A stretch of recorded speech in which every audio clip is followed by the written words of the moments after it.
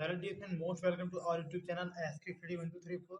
दोस्तों, आज के वीडियो में बात करेंगे ईयर बैग के बारे में कि ईयर बैग क्या होता है, ईयर बैग कैसे लगता है, ईयर बैग कितने सब्जेक्ट पर लगता है और ईयर बैग लगने पर क्या होगा और ईयर बैग लगने पे आप क्या कर सकते हैं। ये सभी चीजें बताएंगे आपको। तो वीडियो में लास्ट तक बने रहिएगा फ्रेंड, क्योंकि वीडियो आपके लिए बेहद ही इंपॉर्टेंट होने वाला है। तो फ्रेंड्स, हम आपको सबसे पहले ये बताते हैं कि ईयर बैग क्या होता है। ईयर बैग मतलब फ्रेंड, सीधी आसान भाषा में बोले तो ईयर बैग का मतलब होता है फेल। यानी कि आपका अगर ईयर बैग लगता है फर्स्ट ईयर में, सेकेंड ईयर में, थर्ड ईयर में, तो आपको फेल माना जाएगा। अब बात करते हैं फेल मतलब कि अगर आपका ईयर बैक लग जाता है तो आप जैसे फर्स्ट ईयर में आपका मान लीजिए फर्स्ट ईयर में ईयर बैक लगता है, वाईबी बोला जाता है आसान भाषा में। फर्स्ट ईयर में ईयर बैक लगता है तो आपको फर्स्ट ईयर में दोबारा एडमिशन लेना पड़ेगा फ्रेंड। अब बात करते हैं कि ईयर बैक कैसे लगता है। ईयर बैक अब बताते हैं ईयर बैक कैसे लगता है। मान लीजिए आपका फर्स्ट सेमेस्टर में टोटल 6 सब्जेक्ट है या 5 सब्जेक्ट है। 5 में से आपका 3 सब्जेक्ट में बैक लग गया।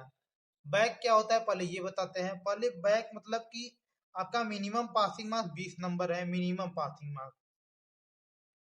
और आप 20 में से अगर 19, 18, 17, 20 में से जितना ही कम नंबर पाएंगे तो आपका बैक माना जाएगा।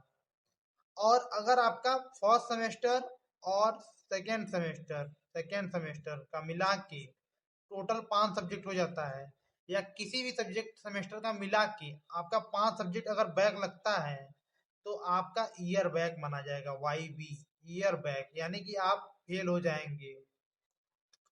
जैसे अगर मान लीजिए आपका फर्स्ट सेमेस्टर में, यहाँ से बात करते हैं, मान लीजिए फर्स्ट सेमेस्टर में आपका 2 बैक लगा, 2 सब्जेक्ट में बैक लग गया, यानी कि 20 में से आप 18 या 17 पाए हैं किसी सब्जेक्ट में तो आपका बैक लग गया। अब मान लीजिए सेकेंड सेमेस्टर में आप फिर से आपका 3 बैक लग गया, 3 बैक लग गया तो आपका ईयर बैक हो जाएगा फ्रेंड। अब बात करते हैं ईयर बैक कितने सब्जेक्ट पे होता है। तो आपको बता दें कि ईयर बैक टोटल 5 सब्जेक्ट पे होता है। आपका कोई भी 5 सब्जेक्ट में अगर बैक है तो आपका ईयर बैक माना जाएगा। किसी भी सेमेस्टर का जोड़ लीजिए आप, फर्स्ट सेमेस्टर से लेके 6th सेमेस्टर तक आपका अगर 5 सब्जेक्ट में बैक लगता है, 5 सब्जेक्ट में, तो आपका ईयर बैक माना जाएगा। अब बात करते हैं ईयर बैक लगने पर क्या होगा। ईयर बैक लगने पर क्या होगा इसका बात कर लेते हैं। ईयर बैक लगने पे आप बताए हैं हम अभी स्टार्टिंग में कि आप ईयर बैक लगने पे फेल हो जाएंगे फ्रेंड। ईयर बैक लगने पर आप फेल हो जाएंगे। आपको दोबारा दोबारा अगर फर्स्ट ईयर में बैक लगता है तो आपका फर्स्ट ईयर में ही दोबारा एडमिशन लेना पड़ेगा। सेकेंड ईयर में लगता है तो सेकेंड ईयर में दोबारा पढ़ेंगे आप, या थर्ड ईयर में आपका बैक लगता है तो आप थर्ड ईयर में दोबारा पढ़ेंगे फ्रेंड।